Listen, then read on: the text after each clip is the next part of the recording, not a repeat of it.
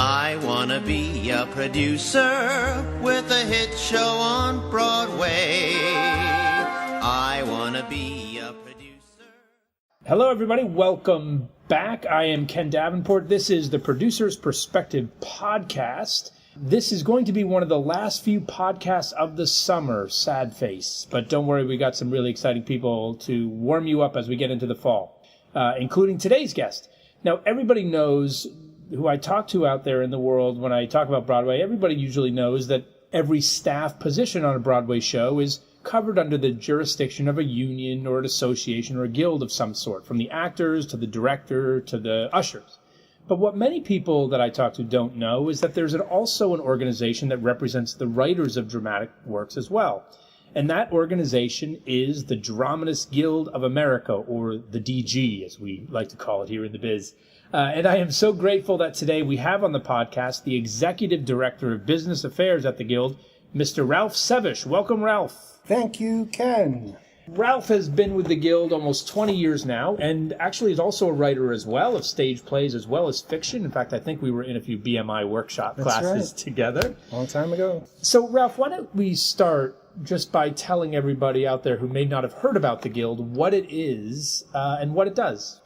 It's an organization with a sort of long storied history, and it starts about 100 plus years ago as the subcommittee of an organization called the Authors League.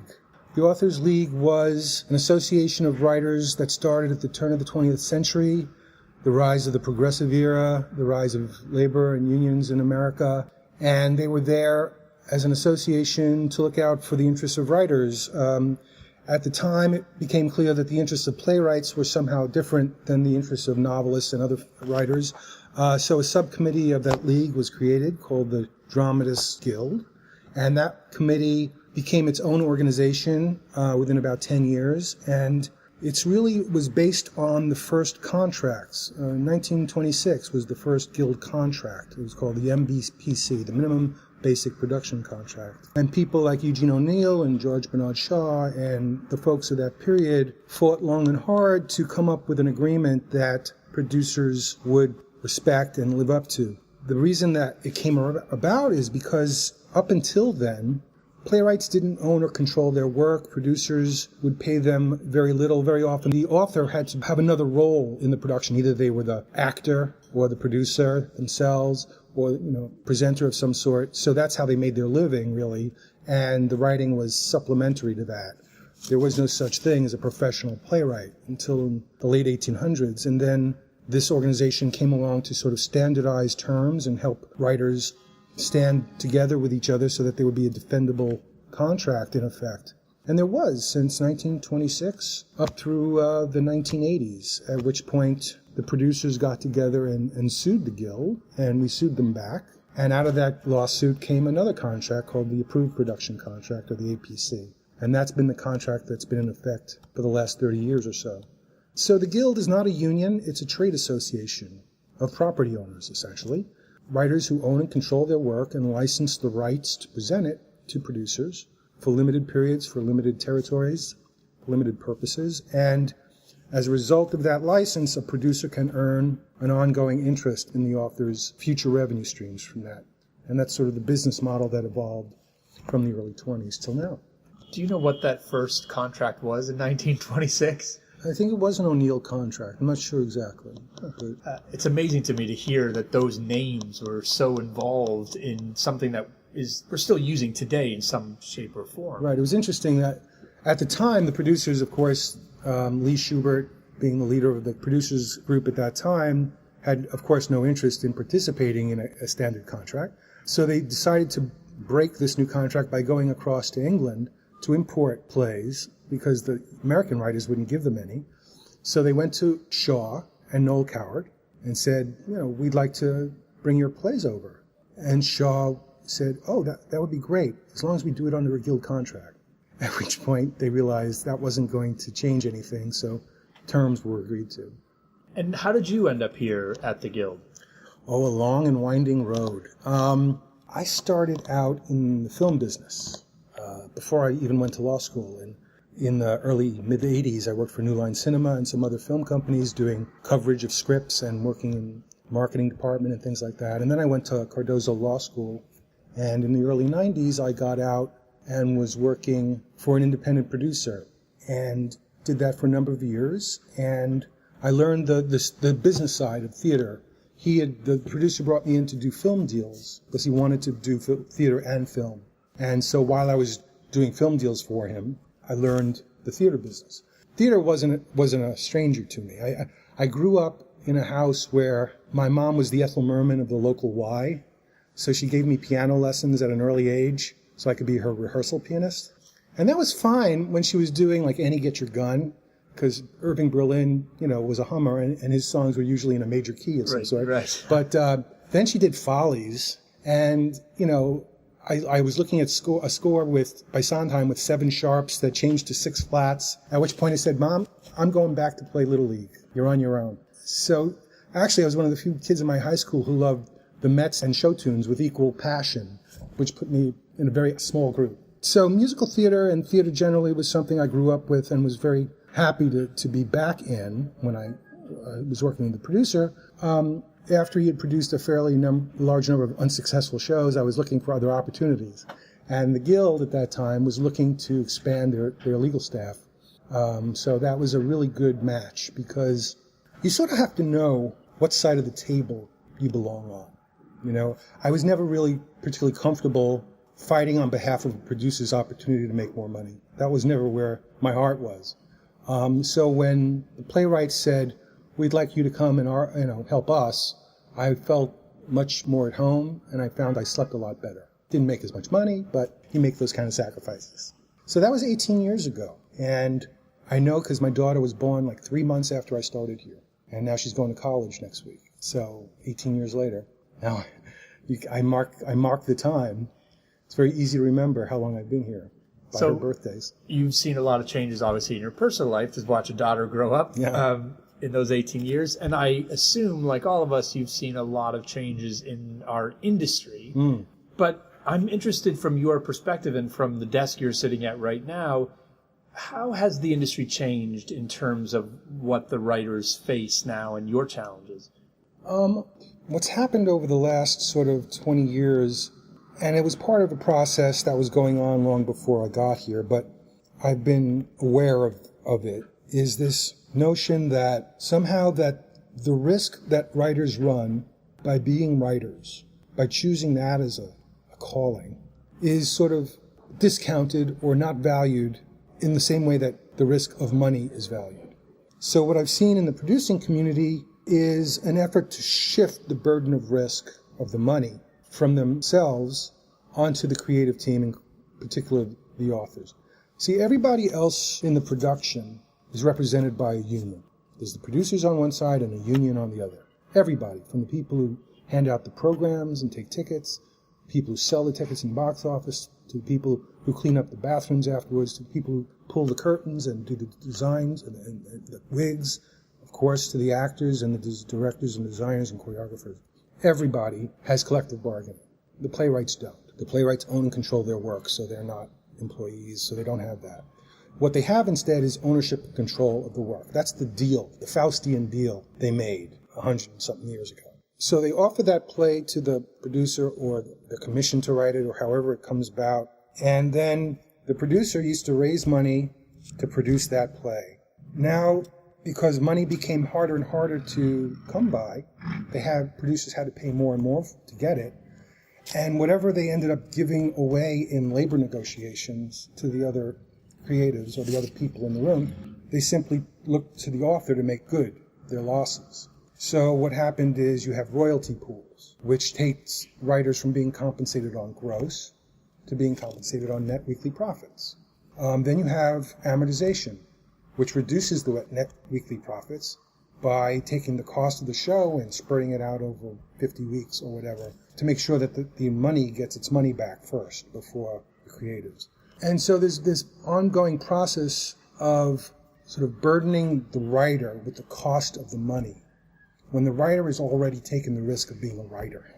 Nobody was in the room when he forego law school or medical school or, disappointed their parents by going into this business. Nobody was in the room when they were staring at an empty screen Nobody was in the room, and they took something blank and filled it up with words, and nobody promised them anything, that they'd read it, much less produce it. But now they've written something that's good enough for people with money to want to put money into it, and the people with money are saying, but you have to bear some of the risk now. They've borne enough of the risk. And that shift in the burden of risk is sort of the symptom of what I've seen, and it's sort of representative of the trend that I've seen over the last 20 years. And then you have the major corporate producers moving into Broadway who have their own Hollywood model of doing things. But of course, it's okay to be treated like a screenwriter if you're being paid like a screenwriter. But to be treated like a screenwriter and paid like a playwright is the worst of all possible worlds. And it's taken a long time to get the movie studio producers, the corporate producers, to sort of accept the fact that this isn't Hollywood and that the writers here are operating under a different paradigm and that everything they've given up for ownership and control of their work is not going to be given up lightly. So I think those are the main conflicts that we've seen. So I was going to get to this, and I'm glad you started to already explore it, especially since I had no idea that you worked in film before even coming here. But obviously, it's vastly different economic models when it comes to compensating the creatives on the show. I got into this with John Breglio when he did his podcast. And of course, for those of you out there who don't know, basically when you're a screenwriter, a studio says, yeah, we want it, we're going to pay you a big chunk of money, and then the studio owns it, and that's it. And there's a famous quote of someone saying, the equivalent of writing a movie is like throwing it across the state line of California, and then I never see it again. Well, there's a Hemingway story when he was asked how did he deal with Hollywood on film adaptations of his books. He said, I would drive through the night to the Mexico-California border. I would throw my book over, and they would throw a suitcase of money back. That's it. That's the quote I was looking for. Yeah. That could be entirely apocryphal, by the way. It's a good one. Let's call it fact. So what's fascinating to me, of course, is that in the theater, it's the exact opposite. We don't pay as much up front. And then the owner gets to, or the writer gets to keep that work, and we're just licensing it for a period of time. My question is there any world, if I was a big-time movie producer and came in and I said, Ralph, I want to do something different on Broadway. Mm-hmm. I want to take one of your members, and I think they're okay with this, but they want your blessing, of course. I'm going to offer them $500,000, but I'm going to own this script.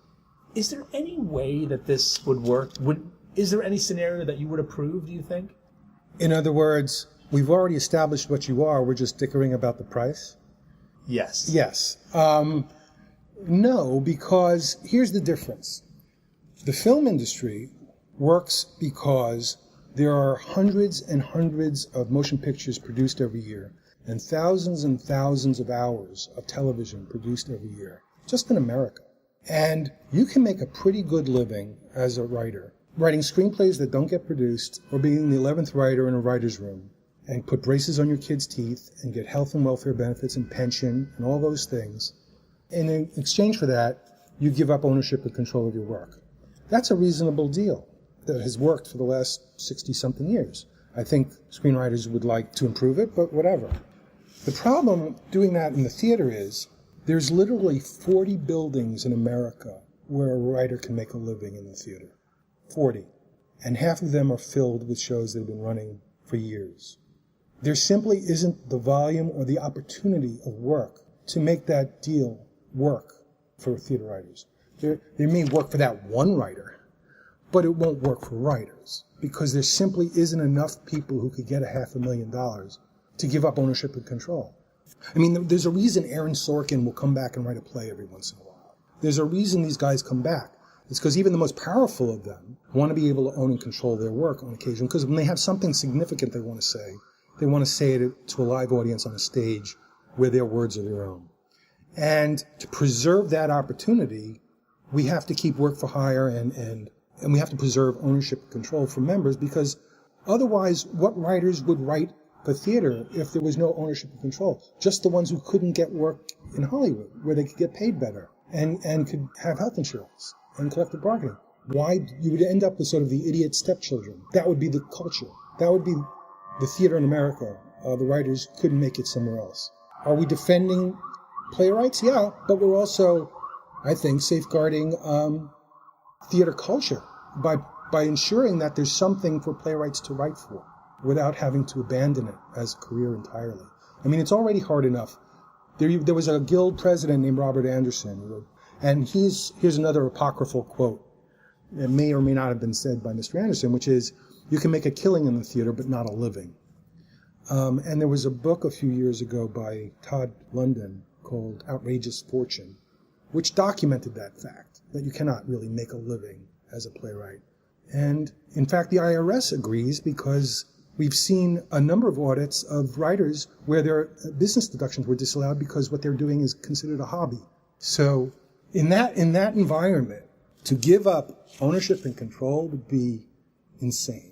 John Breglio agrees with you, by the way. Of course, he said the same thing, and everyone I asked this question is basically saying the same thing. It's not something that would ever work for us on both sides of the equation either. I mean, I've thought about this myself, and would I ever, knowing the risks of Broadway, would investors of mine say, oh, sure, Ken, we'll pony up $1 million just to own this thing that we have no idea is going to resonate or not? Yeah. So I think we should all just give up on that idea. If you had a choice of being a playwright in 1980 versus being a playwright in 2015, which would you choose? You think it's easier today?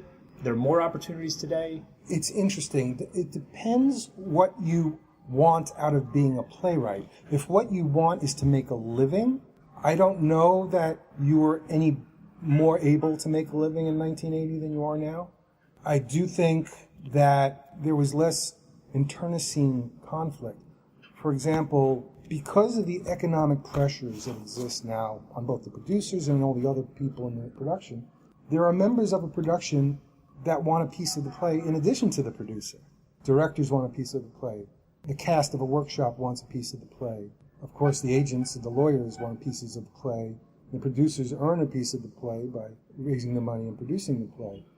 There's so many people who want a piece of that revenue stream, because the playwright is the only one who owns anything that has the ability to generate revenue over time. But it's that revenue stream which pays the playwright so that they can write their next play.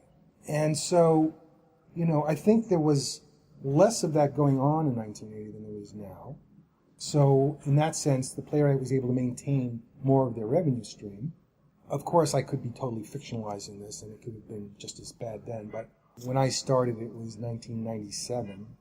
I do think there was some of these controls and approvals were seen more as a given.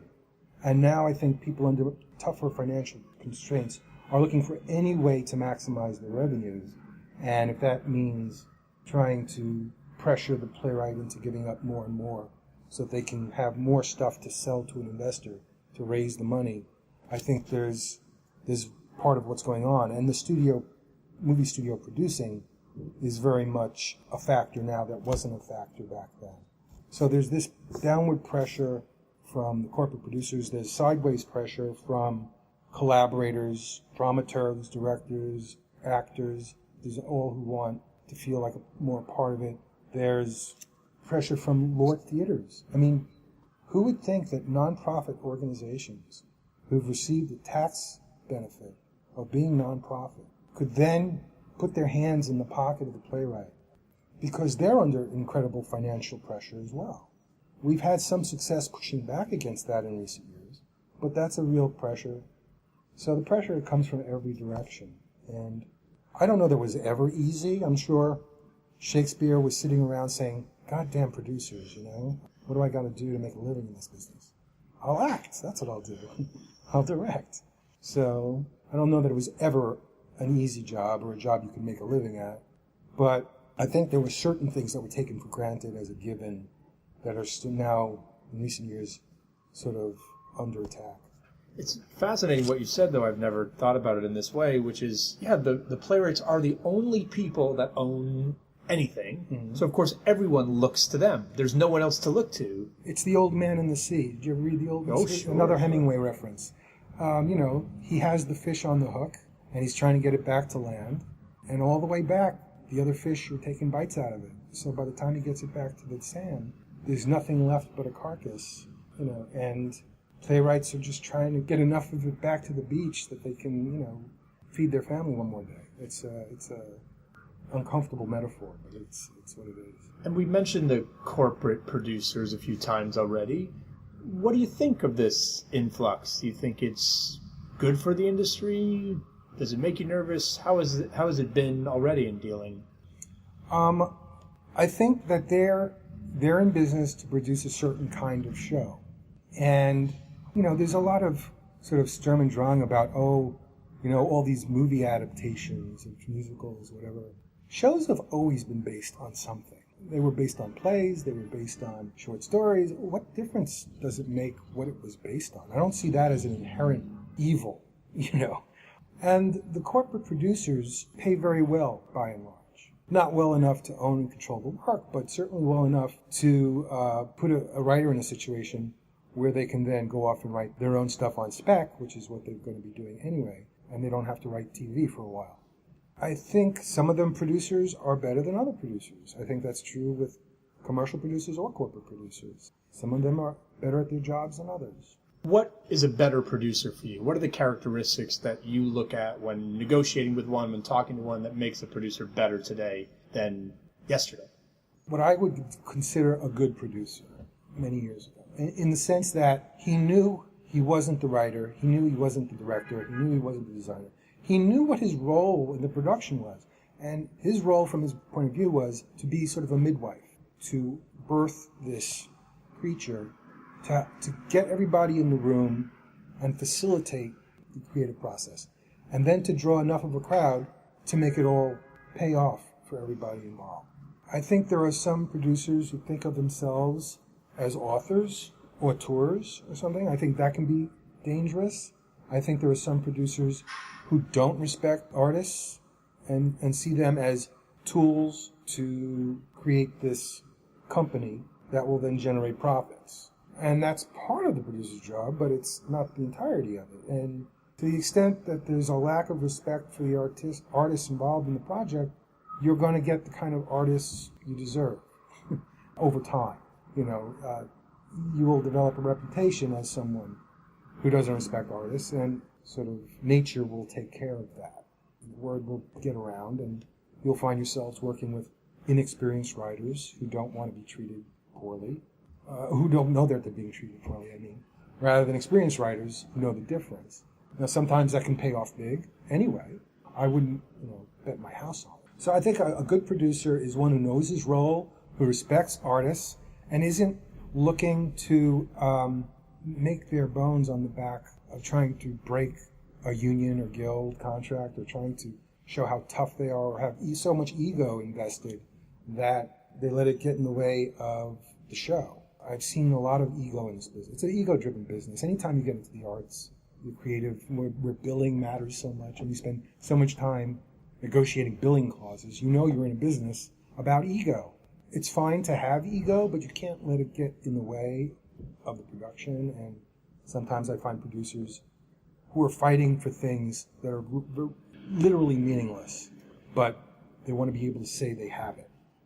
Can you just describe to me the contracting process a little bit? We talked about the APC at the beginning of this, which is this template document that all of us have to use. And again, correct me if I'm wrong, I'd say the majority of shows are on this contract. There are a few that are not, but even the ones that are not seem to use it as the template or foundation, which I'm sure is a bit disturbing in a way. And then just describe the process, because I know we negotiate with authors all the time. And then there is a process which the contract really comes to you just to take a look at it. And I think the listeners would love to know how that all works. All right. Well, the Guild contract is called the Approved Production Contract, and in it there's a provision that provides for what's called Guild certification of the contract. Certification means we're a party to the contract and we're a co-signatory.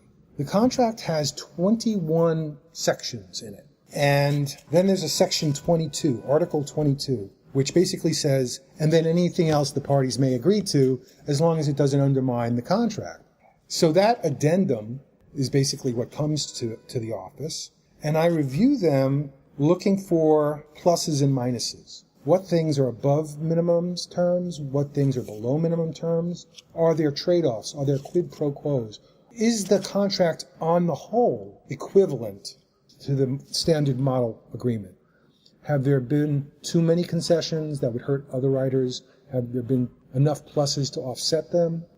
So it's a balancing act. And our role in the Guild is we're not there representing that writer. The writer has their own representative, their own lawyer, their own agent. And we're here on behalf of our 7,000 other members who aren't in the room when those two have made a deal, to make sure that nothing they did in their deal will create a precedent that undermines the ability of all the other members, all the other playwrights, to make a living in this business, that don't undermine standard minimum terms.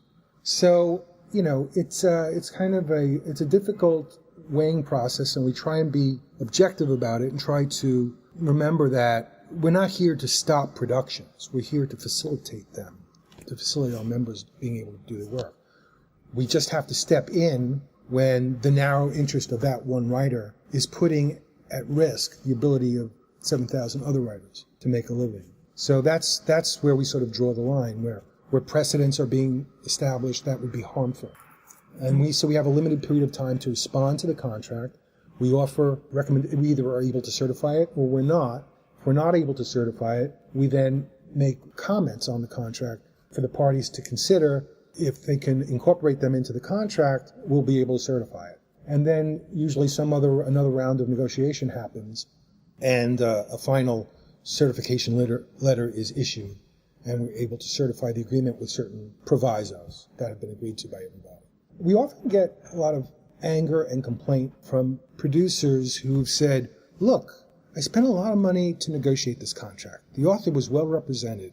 Why am I talking to you? Well, because it's a three-party contract, and you spent all your time negotiating it with one of the two parties, but you didn't spend any time talking to us about it. So if you'd spent time talking to us about it while you were talking to the playwright, you would have been able to do this all in one time, and it wouldn't take two separate steps, and you wouldn't be paying the lawyer twice. So let's do it all together, and it'll be more efficient. More efficient still, of course, would be to renegotiate the basic template so that it reflected the way the industry actually worked, and so that you, individual producer, didn't have to renegotiate an agreement that was negotiated 30 years ago on every single show that comes to Broadway. But the League has not seen fit in its judgment to sit down with us and renegotiate it. They'd rather have all of their individual members, you producers, bear the cost of renegotiating the contract. But that's between you and your League. Wow, so that's for so many fascinating things of what you just said. Let's deal with the first one, which is you would rather a producer come to you first before we go to the author, or all of us sit down in a room and say, hey, this is what we're planning on doing, and try to do it in this triumvirate, or trinity as well? Yeah, sometimes I see, there'll be a sort of a short form letter agreement or something, or a deal term short form thing that gets circulated. We could, if we were involved, if we were CC'd on that from the outset, we could sort of send up flares. If this ends up in the final deal, this could be a problem because such and such. Maybe you want to think about it doing this way. Or if there isn't a deal memo, maybe there's a first draft of an APC, Article 22, that's being circulated, and writers are giving their comments to it, and we could be giving our comments to it as well, in an unofficial capacity. We don't certify drafts, We can only certify a signed contract that's come in. But I think a lot of the frustration that producers feel would be ameliorated by involving the Guild earlier in the negotiation process. Because sometimes what happens is writers' agents will give up stuff they know the Guild will claw back for them in order to get something else. God, what a trick. I can't believe I haven't realized that before. So, and as I said, our interest isn't in maximizing the playwright's deal. It's in protecting minimum terms, not ensuring maximum terms. And we lose our ability to have a credible, rational relationship with producers if they feel we're just going to get, the best deal for the playwrights we can. That's not what we're here to do. That's not what the APC is designed to do. It's there to create a floor. It's there to standardize so that unrepresented writers, new writers, will have the same advantages that more experienced writers have been able to get. And if more experienced, more successful writers are able to get terms above that, well, then good for them.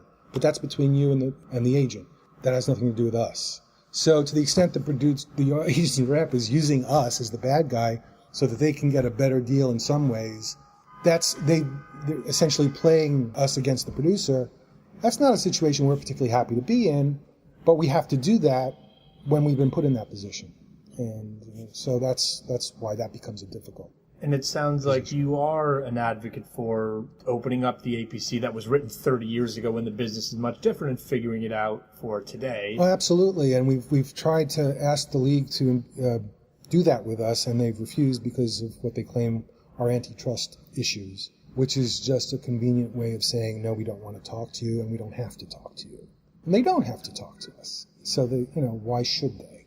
But we end up talking to you anyway. That's exactly right. So it might just save us a heck of a lot of time and legal fees if we just figured this out. Yeah, if you guys realized you were, not being served by your own league the best way they could, that's something you guys might want to talk about internally. One of the biggest issues that I've seen the Guild become very vocal about is, of course, the piracy issues that have been we're all facing because of the internet. Yeah.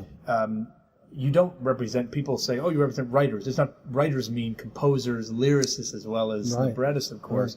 Right. And sheet music pretty much is being ripped off left and right, which didn't happen when I was an actor. Yeah. So what steps are you taking now to try and protect the writer's work?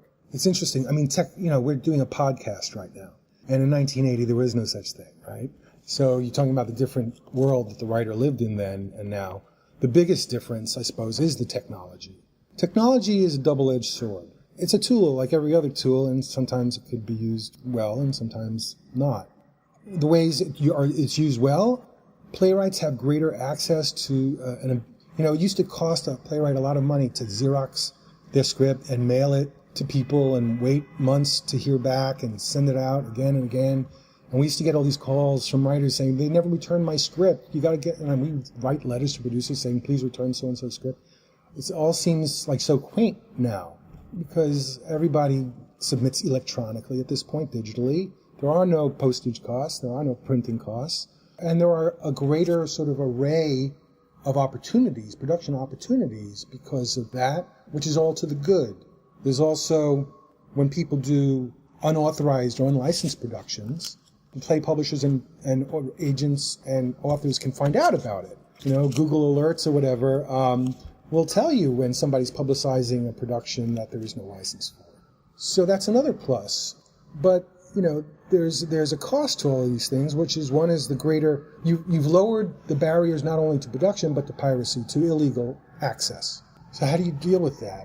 Well, you could keep the script in your drawer, which is that'll guarantee its safety. But short of that, if you send it out into the world as a playwright, you have to be prepared for the fact that it could end up places you shouldn't have. So you want to have your work registered for copyright, so it has protection. You want to maybe watermark your digital versions of your work, so you know where illegal downloads come from.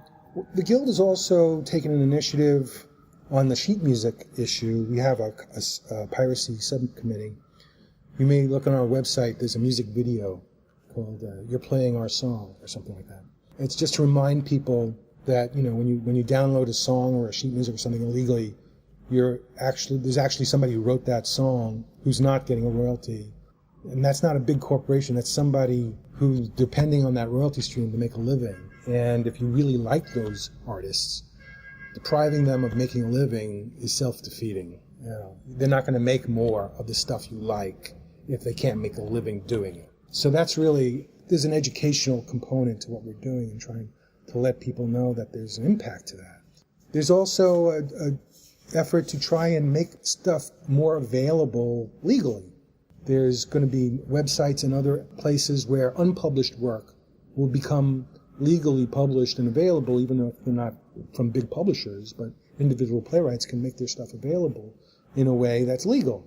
And there's just a fundamental educational issue that we're dealing with a generation to whom technology is second nature and to whom information wants to be free. But that's just a mindset that sort of devalues authorship and doesn't give it value. So it's dangerous for people who write things for a living. And I don't know that there's anything specific that can be done about it except to continue the educational effort to let people know that there's an impact to that, there's a cost to that, there's a social cost to that. And the stuff you like could diminish and disappear if you don't allow the people you like, whose work you like, to continue making that work by making a living doing it. If you look at the music business, Spotify and iTunes, and a lot of the digitalization and the mass downloading and all that stuff has gotten to the point where the guys who write the songs don't really make much money from them anymore. So you have to actually perform the songs, and you tour with the show, you tour your albums, you do concerts, and that's how you get paid as a performer, not as a writer. Well, that means when you're 50 and 60 and 70, you still have to be on tour to make a living. Or if you're not the artist who performs it, why would you write the songs? You get hardly anything for them anymore. If you compared the royalties to what artists got 20 years ago to what they can get now, especially when you adjust for inflation, it's ridiculous. Why would anybody do that? That's why Air Supply is on the road. That's right. Still, to this day. That's right. Okay, last question, Ralph. I want you to imagine that the Genie from Aladdin, from one of those corporate producers, actually, comes... Written by Guild members, Alan Menken. Yes. Glenn Slater. That the Genie comes to your office and knocks on the door and says, Ralph, you've been such a fierce advocate for playwrights for the past 20 years, and you're so passionate protecting their interests. I want to thank you by granting you one wish. I want you to think about the one thing that drives you so crazy about this business. The one thing that makes you so angry, that keeps you up at night, that drives you nuts, that you would wish this Genie to change or eradicate in an instant. With a wave of his wand or the snap of his fingers, what would that one thing be? I think it's the things I've been talking about. I think it's this notion of having enough respect for the sacrifice and risk that artists run by being artists, so that the economic interests value their contribution and their risk in a way that's equal to the value they give their own money. If those things were equated and understood to be equivalent, I think a lot of this tension would go away. If we could collectively bargain with producers in a way that didn't endanger our existence, and we could sit down as rational people and look at the big picture of how the theater industry works and doesn't work anymore, because economic models that were created 100 years ago simply don't apply anymore. That's a conversation I've been dying to have for 20 years, and nobody's interested in having it. Everybody sort of wants to deal with the problem of their next show, and nobody is looking long-term, nobody's looking big picture, nobody's looking beyond their own fiefdom and their own self-interest to look at what is the interest of this art form. It's so infuriating because you talked about the digital impact. I mean, theater's in a rarefied position. Unlike music, unlike film, unlike books, all of those experiences can be replicated through digitization. You can get an exact copy of the song that you loved on a record, in your home, on a single pirated download or whatever. The experience of listening to a song that's been digitized or downloaded is exactly the same as the one you can get from buying it on iTunes or a CD. Eventually, the pipes going into your home will allow movie downloads to be as quick and as easy as songs are, and the experience, especially with these massive high-def televisions, I know many people would prefer to watch it in their home rather than sit in movie theaters with the kind of audiences that sit in movie theaters now. Theater is the rare experience where you can't just digitize it. It's a live experience. You have to be there. There's no replication of it. Yes, you can make an illegal bootleg of it and put it up online, on YouTube or whatever, or through Pirates Bay and sell a bad videotape of production of Wicked, but that's not the same thing. They're not replicating the experience. Nobody who sees those things thinks they've seen the show, really. And the evidence of that is people who do see those things on TV or on film are more likely to go see the show than if they didn't see it. It acts as a big promotion for the live experience.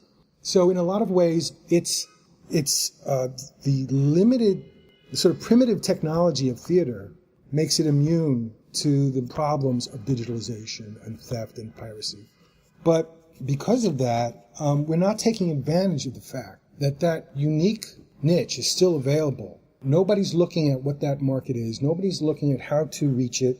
Younger audiences are not experiencing live theater as part of their daily lives. It's too expensive. It's too elitist. It's too rarefied. And there's no vision, no eyesight on the big picture. Where are the new playwrights being produced? Not in New York, that's for sure. Maybe in the regional theaters, but they're not reaching very many people. And there has to be a summit of all the interested parties to figure out a better way to do this so that we don't lose generation after generation of potential theater goers. Look, we've always wanted to sit around the fire and tell the story of the hunt. The shaman has been doing that, for 10,000 plus years. We need that. That experience is fundamental to our DNA. Tell us the story of the hunt so that way we can get up tomorrow and have the courage to go hunt again. So we know we can do it. It's the religious role of theater, of storytelling. And younger generations are finding that in other places. But there's still going to be a fundamental hunger for that if we can provide it in a way that meets them halfway, that finds a way to make it available to them on terms they can understand and obtain, and make it affordable and in a way that becomes part of their life again. Arts education, make it a part of their lives again. Ticket discounting, make it part of their lives again. These are the things that need to happen if we're going to have a theater in the 21st century that means anything, that isn't just sort of opera and museum pieces recreated under glass for like 1% of the population. Theater used to be at the center of the conversation about public life, and it could be because of its unique nature and because of the hunger that we have as a Homo sapien for that story to be told to us.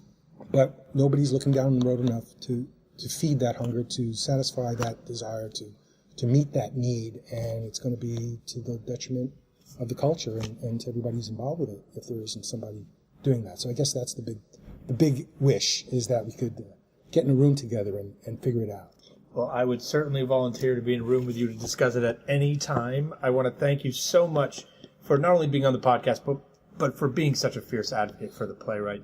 I obviously know a lot of writers, and for all of them that I talk to that are members here, and for me, it's nice to know that there is someone standing up for them.